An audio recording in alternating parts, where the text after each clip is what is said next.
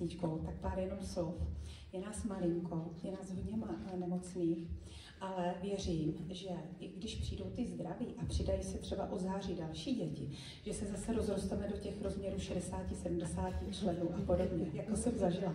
Takže moc se těším a evidentně vidíte taky, že děti ta práce těší, že si to užívají, byli natěšený a i svým projevem dávají najevo, že je to moc jako baví. Takže budujme v nich lásku k té hudbě, ať potom můžou poslouchat až do těch Daliborů, že jo?